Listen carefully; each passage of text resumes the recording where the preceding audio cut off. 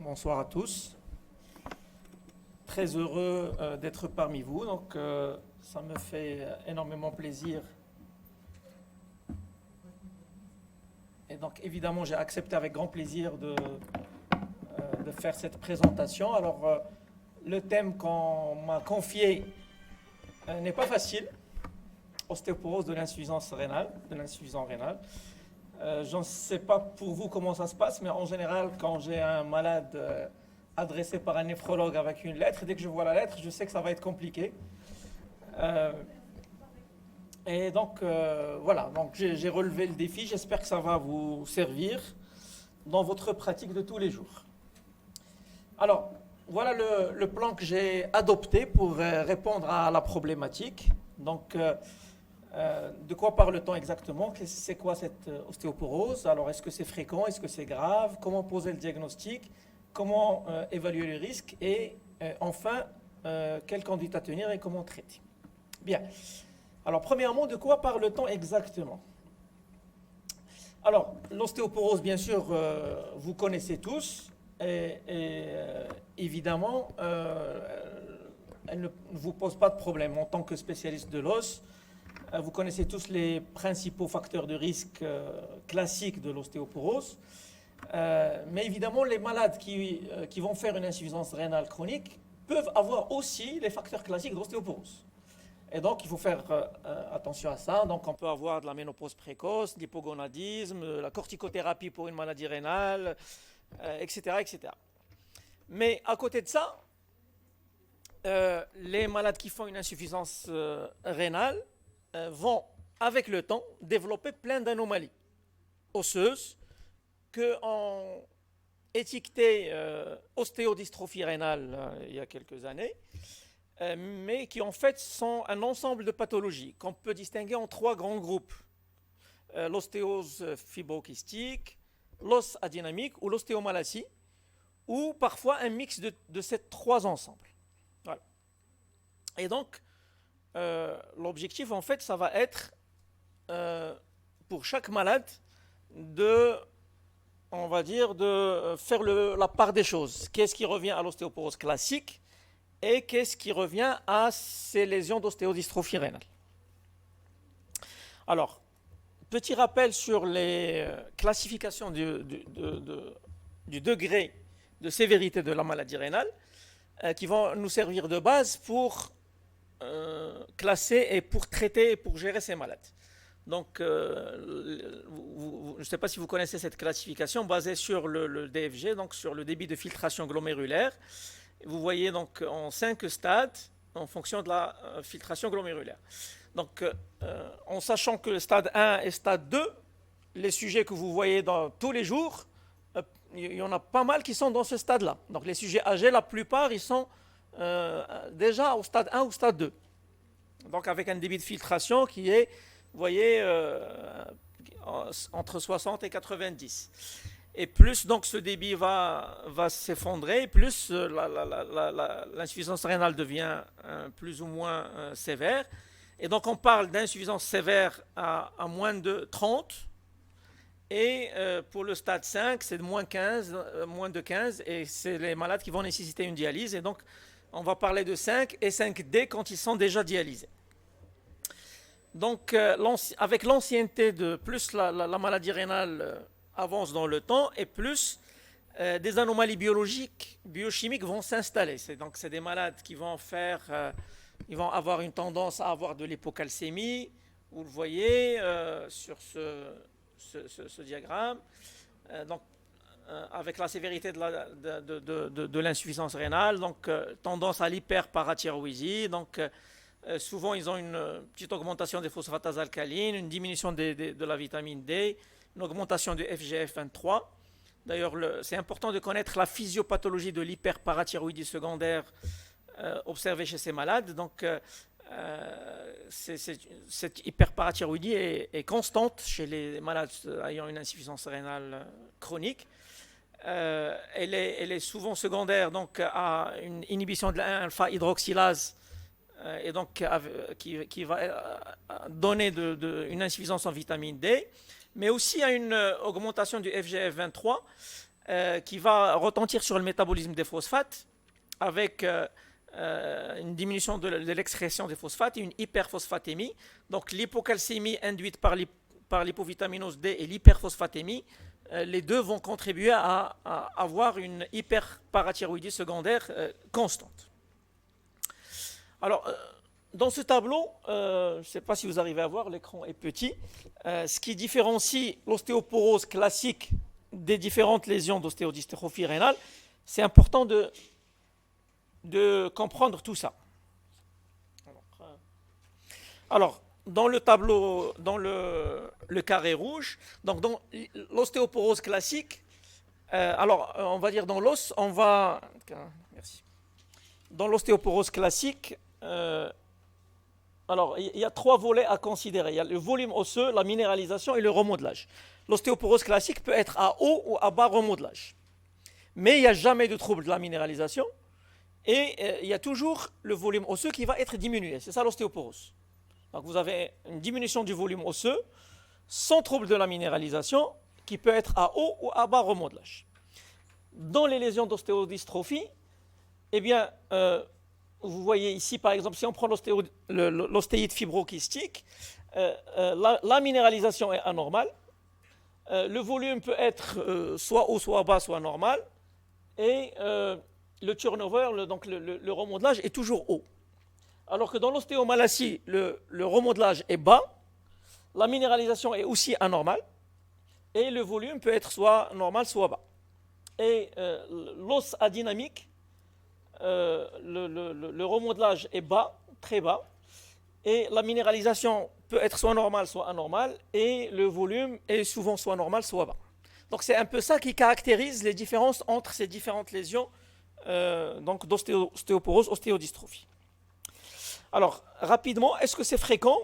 Je vous fais grâce de ce tableau qui récapitule un peu l'incidence des fractures. Oui, c'est fréquent. L'incidence des fractures est plus élevée chez les malades insuffisants rénaux. Et il y a même une tendance, vous le voyez sur ce tableau-là, avec la sévérité de l'insuffisance rénale. Plus l'insuffisance rénale devient ancienne et sévère, et plus le risque de fracture augmente. On estime que, par exemple, le risque de fracture est multiplié par 5 entre une DFG inférieure à 15 par rapport à une DFG supérieure à 60. Et surtout les sujets donc, âgés ont le plus haut taux de fracture. Vous voyez ici un peu la prévalence des fractures dans le suivi. Il y a des études de cohorte aussi qui confirment ça. C'est une très large étude de cohorte multinationale. En rouge, vous avez la population générale et en bleu, vous avez la population de malades insuffisants rénaux et dialysés. Et on voit qu'il y a une très forte augmentation de l'incidence des fractures de hanche chez ces malades par rapport à la population générale. Et chez les dialysés, c'est pareil. La courbe est franchement différente par rapport aux populations donc normales. L'incidence des fractures est plus élevée. Est-ce que c'est grave ? Oui. Cette augmentation de l'incidence des fractures est aussi accompagnée d'une augmentation de la mortalité. Après une fracture, dans la fameuse étude dont je vous ai parlé tout à l'heure, on voit très bien que le taux de mortalité est plus élevé chez cette population par rapport à la population normale. Bien, alors comment poser le diagnostic ? Là, on rentre dans le vif du sujet. Plusieurs paramètres à évaluer. Premièrement, le degré de l'insuffisance rénale et son ancienneté. Il y a une corrélation, évidemment, avec le degré de l'insuffisance et avec l'ancienneté. Deuxième paramètre important à évaluer, est-ce qu'il y a une fracture, oui ou non ? Ça, évidemment, c'est un paramètre important. Est-ce qu'il y a, en plus, il faut rechercher cliniquement, est-ce qu'il y a des choses qui peuvent orienter vers une ostéomalacie, etc., comme des douleurs osseuses ou des douleurs musculaires. Et puis, les paramètres biochimiques, évidemment, vont être capitaux. Un bilan phosphocalcique complet avec calcium, phosphore, vitamine D, parathormone, phosphatase alcaline, les différents marqueurs de remodelage, on va y revenir avec des nuances. La densité minérale osseuse est importante, je vais y revenir aussi. Et puis des radios standards. L'évaluation du risque, comment on peut la faire ? Alors, comme pour l'ostéoporose classique, donc c'est les différents paramètres qui sont importants, l'âge, est-ce qu'il y a des antécédents de fracture, oui ou non, le risque de chute, la densité minérale osseuse, et puis les autres, FRAX, TBS et marqueurs du remodelage vont nous aider. Alors, l'association, le CADIGO, sort régulièrement des recommandations pour la prise en charge de ces genres de malades et ils ont mis dans leur recommandation de 2017 de systématiquement mesurer la densité minérale osseuse chez les malades avec une insuffisance rénale. Vous voyez, entre 3 et 5, il faut absolument la faire. Alors, la VFA, donc, on en parle régulièrement, donc, qui est l'évaluation des fractures vertébrales par la densité minérale osseuse, est aussi recommandée, comme pour ce qui est des malades habituels que vous voyez, donc en cas de perte de taille ou dans le suivi. Et là, je pense qu'elle est très intéressante chez ce genre de malade. Il ne faut pas hésiter à la faire régulièrement. Alors, le FRAX, vous connaissez tous. Est-ce qu'il est utile chez ce genre de malade? La réponse est oui. Il y a une étude qui a été faite récemment, par exemple chez les hémodialysés. Le FRAX a été comparé à plein d'autres paramètres. C'est celui qui donne la meilleure estimation du risque fracturaire, même par rapport aux autres paramètres d'évaluation, comme la prise de corticoïdes, la présence de diabète, la parathormone, etc., etc. Donc, c'est celui qui donne la meilleure stratification du risque. TBS, vous le connaissez aussi, donc c'est le paramètre qui permet d'évaluer un peu la microarchitecture osseuse par la densité minérale osseuse. Il y a eu quelques études qui montrent qu'il peut être intéressant pour l'évaluation du risque. Le paramètre le plus important, ça va être les marqueurs biochimiques. Alors, le taux de parathormone, j'ai parlé tout à l'heure de l'hyperparathyroïdie secondaire, donc qui est habituel dans le cas des insuffisances rénales sévères. Alors le taux de parathormone est très important et je vais vous en reparler tout à l'heure. Il va être important dans l'évaluation des malades et dans la prise en charge thérapeutique. Alors il faut savoir que maintenant les études montrent que on va dire que les malades insuffisants rénaux doivent être dans une fourchette d'hyperparathyroïdie qui va être entre guillemets la bonne. Elle est maintenant estimée à entre 2 et 9 fois la normale. Donc moins de 2 fois la normale, c'est pas bon.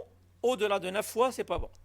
Et ça se voit dans les études épidémiologiques, le taux de fracture est plus élevé quand elle est soit trop élevée, le taux de parathormone est trop élevé ou il est trop bas. Donc il faut qu'il soit dans cette fourche, c'est là où on a le moins de fractures. La vitamine D aussi, donc le taux est très important à évaluer. Toutes les études montre que quand ce taux n'est pas bon, le risque de fracture est plus élevé. Et on va y revenir tout à l'heure, il faut absolument avoir un taux optimal de vitamine D chez ces malades-là. Alors les marqueurs du remodelage, on en a plein, vous les connaissez tous. La liste des marqueurs de résorption, les marqueurs de formation. Le problème, c'est que chez les malades insuffisants rénaux, ils ne sont pas tous interprétables. Alors vous en avez qui sont dépendants de la fonction rénale et donc chez ce genre de maladies ne sont pas très utiles. Donc là vous avez l'influence de l'insuffisance rénale par exemple l'ostéocalcine, c'est pas bon, elle dépend de la fonction rénale et donc c'est pas bon. Donc pour les marqueurs de formation, les meilleurs c'est les phosphatases alcalines osseuses. Si on peut avoir ça, c'est le meilleur marqueur. Sinon, le P1CP ou le P1NP aussi sont utiles. Et pour les marqueurs de résorption, donc que ce soit pyridinoline ou déoxypyridinoline ou les CTX, NTX, ils dépendent de la fonction rénale et donc ils ne sont pas très bons. Les meilleurs sont les phosphatases acides avec leurs différentes formes de dosage. Donc, globalement, chez un malade qui a une insuffisance rénale, et pour évaluer le risque fracturaire, évidemment, vous avez les facteurs de risque classiques à chercher. Vous avez la densité minérale osseuse, vous avez ces marqueurs de remodelage osseux et vous avez le FRAX. C'est avec tout ça qu'on va décider qu'il faut-il traiter ou pas. Donc, comment on va traiter ce genre de malade? Donc, la problématique la plus fréquente, c'est vous allez avoir des malades insuffisants rénaux ou dialysés, chez qui on a découvert une ostéoporose ou une fracture et qu'on va vous adresser pour prise en charge. Alors, on va passer en revue un petit peu les différents traitements. Le calcium, déjà dans la population générale, on vous dit il faut que les gens soient bien compensés, 1 gramme à 1 gramme 2. Mais déjà, on vous dit, maintenant, il y a toute une polémique sur le calcium parce que tout le calcium qu'on donne ne va pas directement dans l'os. Et il y a une grande partie qui peut aller dans les vaisseaux et avec un risque d'aggravation du risque cardiovasculaire. C'est encore plus vrai chez les insuffisants rénaux chroniques. Il y a plein d'études qui montrent qu'il y a un risque de néphrocalcinose, les calcifications vasculaires sont plus importantes et le risque cardiovasculaire est plus important. Donc il faut y aller mollo avec le calcium, privilégier la supplémentation alimentaire et, voilà, et donner le strict nécessaire après une évaluation, soit par l'interrogatoire, soit par un autoquestionnaire. La vitamine D est fondamentale, j'en ai parlé tout à l'heure. Euh, il faut absolument avoir des taux optimaux de vitamine D, toutes les études le montrent. Donc il faut des dosages répétés, au moins une fois par an chez ces malades-là. Et dès que le taux est inférieur à 30, il faut donc la donner et monitorer jusqu'à avoir des taux optimaux. Si justement quand il y a une hyperparathyroïdie au-delà de ce qu'on a vu, donc au-delà de 9 fois la normale, le fait de donner de la vitamine D permet d'abaisser, de ramener la parathormone dans la fourchette optimale. Si la vitamine D3 n'est pas suffisante, on peut être amené à donner les analogues, donc comme le 1-alpha par exemple. Alors maintenant les traitements de l'ostéoporose. Vous connaissez les différents traitements. Voilà, les antirésorptifs, les ostéoformateurs. Est-ce qu'on peut les donner chez ces malades-là? C'est la grande question. Petit rappel sur leur mode d'action. Donc, les bisphosphonates qui sont les plus utilisés, il y a un problème. C'est des médicaments qui vont aller s'incruster dans la matrice osseuse pour bloquer les ostéoclastes. Et donc, voilà, avec le risque d'ostéomalacie, d'os adynamique, on a très peur avec ce genre de médicaments. Le denosumab paraît le plus intéressant parce que, bon, il inhibe le rancligant et que son effet est indépendant dans la fonction rénale. Mais on va voir un petit peu en pratique qu'est-ce qu'il en est. Alors déjà, en matière d'AMM, le problème c'est qu'ils sont, pour les bisphosphonates par exemple, ils sont contre-indiqués quand on a une DFG inférieure à 30. Donc l'AMM n'aide pas. Ils sont contre-indiqués en cas de dialyse, et en cas d'insuffisance rénale sévère. Alors pour le denosumab et pour le teriparatide, il n'y a pas de contre-indication, mais il y a plein de précautions d'emploi, etc. Pour les malades ayant une insuffisance rénale sévère. Donc voilà, on est limité déjà par les AMM. Alors, les bisphosphonates, donc en plus s'accumulent dans l'os. Déjà chez les malades non insuffisants rénaux, on avait peur en cas d'insuffisance, même d'insuffisance rénale physiologique, des risques d'ostéomalacie. Et donc c'est pour ça qu'il y avait plein de recommandations pour dire qu'il faut absolument que les malades soient bien supplémentés en vitamine D et en calcium avant de démarrer les bisphosphonates à cause du risque d'ostéomalacie. Donc chez ce genre de malades, le risque est encore plus élevé. Il y a 5-6 ans, c'était une contre-indication absolue, on ne discutait même pas. Depuis quelques années, il y a eu des essais. On commence à utiliser les bisphosphonates chez les malades insuffisants rénaux et même dialysés. Il y a eu des études qui ont été publiées. Alors, il y a certains auteurs qui ont commencé à se dire, bon, pourquoi pas ne pas les utiliser à faible dose. Alors, il y a eu des essais avec le résidronate à la moitié de la dose, par exemple. Mais évidemment, c'est des données, voilà, c'est des séries de cas. Il n'y a pas d'essai thérapeutique, il n'y a pas d'essai randomisé. Mais c'est rassurant. Il y a plein d'équipes maintenant qui ont commencé à utiliser les bisphosphonates en rapportant une diminution du risque fracturaire.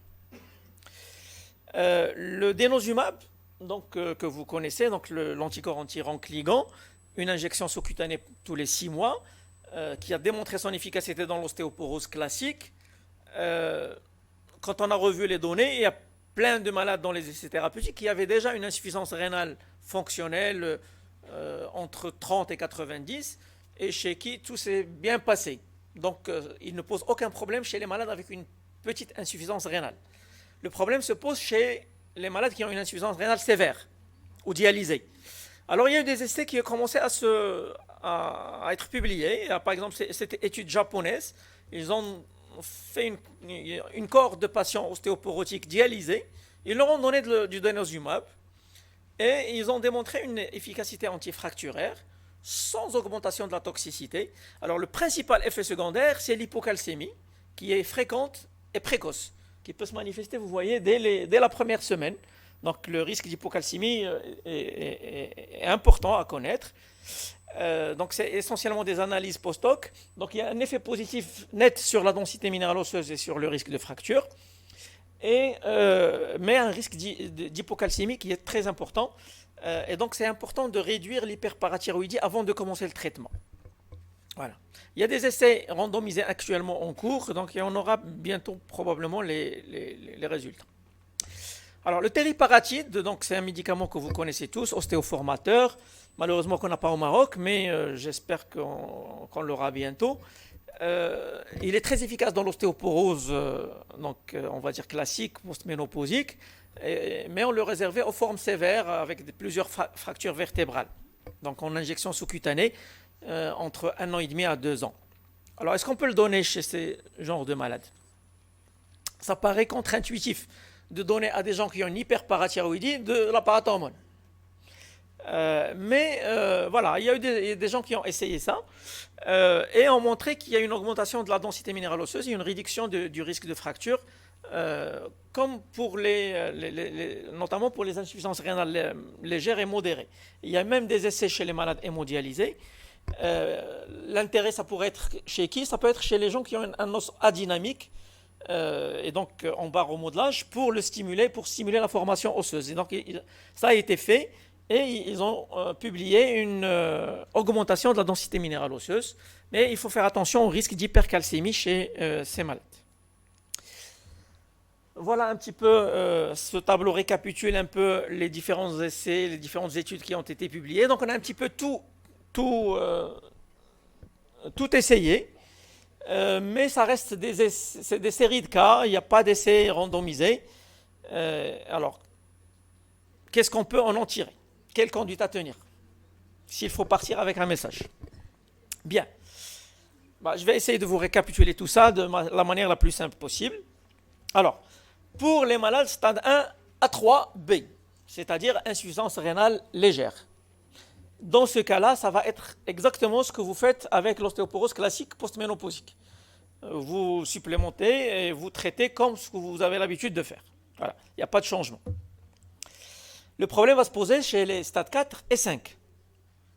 Alors, stade 4 et 5, c'est là où c'est compliqué. Là, il va falloir faire une évaluation individuelle pour tous les malades. Il va falloir étudier, il ne faut pas prendre une décision rapide.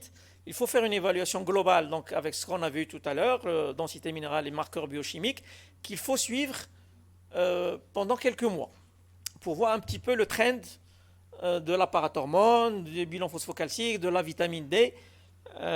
C'est très important et voilà, ça peut aller dans certaines recommandations, jusqu'à 6-12 mois pour voir un peu que les choses sont stables avant de démarrer un traitement anti-ostéoporotique. Alors, 2 paramètres vont avoir une importance capitale pour la décision, c'est la parathormone et la phosphatase alcaline osseuse. Alors, récemment, il y a eu une étude d'un consensus européen sur la prise en charge de ce genre de malades. Alors, je n'ai pas trouvé très utile ce consensus parce qu'en fait, voilà, il vous dit les facteurs de risque classiques pour identifier. Alors, on peut s'aider du FRAX, de la densité minérale osseuse et du VFA. Donc, si vous avez un T-score inférieur à moins de 2,5, si vous avez un FRAX élevé et si vous avez des fractures par fragilité osseuse, donc c'est les malades à traiter. On vous dit les choses habituelles, les recommandations habituelles, donc suivre les marqueurs du remodelage et les paramètres biochimiques, les conseils d'hygiène de vie, la vitamine D et calcium, et si besoin, vous donnez un traitement anti-ostéoporotique, mais ils ne vous disent pas lequel. J'ai aimé une autre revue générale faite par quelques experts qui se sont mouillés pour donner des recommandations plus pratiques, et je vais vous les présenter. Alors, stade 4, les malades stade 4. Donc, malades stade 4 avec ostéoporose densitométrique, avec fracture ou avec frax très élevé. Qu'est-ce qu'on fait? Là, le paramètre à évaluer, c'est la parathormone. Donc vous avez trois situations. Soit vous avez une parathormone dans les limites de la normale, entre guillemets, c'est ce que je vous ai dit, c'est la fourchette entre 2 à 9 fois. Soit elle est plus basse que ça, soit elle est plus élevée que ça. Donc on va se baser sur la parathormone. Qu'est-ce qu'on craint? On craint dans ce cas-là essentiellement une hyperparathyroïdie très importante qui peut être un signal d'un os qui n'est pas normal et d'un début d'ostéodystrophie rénale.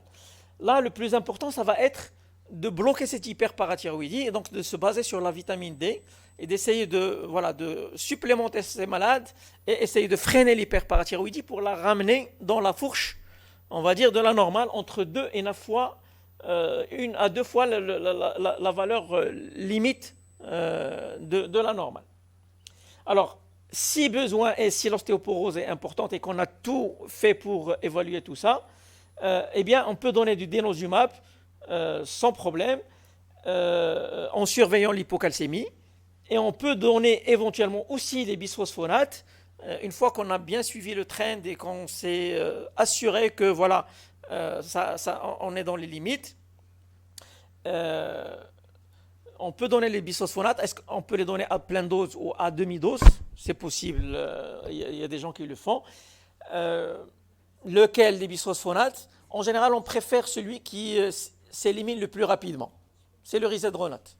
C'est celui qui s'élimine le plus rapidement. Voilà. Alors, le stade 5, 5 et 5D, donc les insuffisances sévères et les dialysés, là, on va prendre en compte les deux paramètres, parathormone et phosphatase alcaline. Donc, alors, parathormone basse et phosphatase alcaline basse, là, on est dans la situation d'os adynamique. C'est le risque. Là, en général, donc, c'est optimiser, bien sûr, vitamine D et calcium. On peut même discuter éventuellement une biopsie osseuse. Et s'il faut utiliser une molécule, ça va être le tériparatide. C'est pour reverser cette situation d'os adynamique. Par contre, parathormone basse et phosphatase alcaline élevée, là, il faut faire attention à ce risque d'ostéomalacie. Donc, il faut supplémenter en vitamine D, en calcium et essayer de corriger ce risque d'ostéomalacie. Par contre, parathormone supérieur à 9 fois le taux normal, donc là on est dans une situation d'hyperparathyroïdie très très élevée, avec des phosphatases alcalines basses, il faut suivre donc le trending et essayer de corriger cette hyperparathyroïdie en donnant de la vitamine D, voire des analogues de vitamine D, jusqu'à la ramener à un taux, disons, dans la fourchette optimale. Parfois même, ça peut aller jusqu'à la parathyroïdectomie. Voilà, donc dans les autres situations, on peut discuter donc le denosumab, voire les bisphosphonates, une fois qu'on s'est assuré que dans le trending de ces marqueurs biochimiques, voilà, on a éliminé les situations d'os adynamique et d'ostéomalacie. On peut prescrire les bisphosphonates hors IMM, évidemment, ou le denosumab en faisant attention au risque d'effets secondaires et notamment donc l'hypocalcémie avec le denosumab. Voilà, j'espère que ça va vous aider.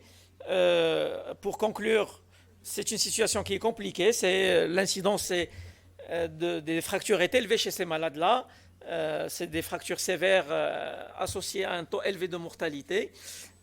Évidemment, pour traiter ce genre de malade, il faut connaître la physiopathologie de l'insuffisance rénale, de l'ostéoporose dans cette catégorie de malades. Dans tous les cas, les recommandations, c'est juste une aide pour se repérer, mais dans tous les cas, c'est une évaluation individuelle de chaque malade. Chaque malade est une situation à part et on peut utiliser de façon prudente les traitements de l'ostéoporose, donc que ce soit le denosumab, les bisphosphonates ou le tériparatide. Mais vous avez vu que voilà, il faut absolument faire une évaluation personnalisée pour prendre ce genre de décision. Et il ne faut pas se précipiter, il faut toujours, c'est des malades à évaluer, à suivre sur une longue période, jusqu'à 6 mois, 1 an, pour être sûr, voilà, d'éliminer ces situations à fort risque d'os adynamique et d'ostéomalacie avant d'instaurer un traitement anti-ostéoporotique. Voilà, je vous remercie de votre attention.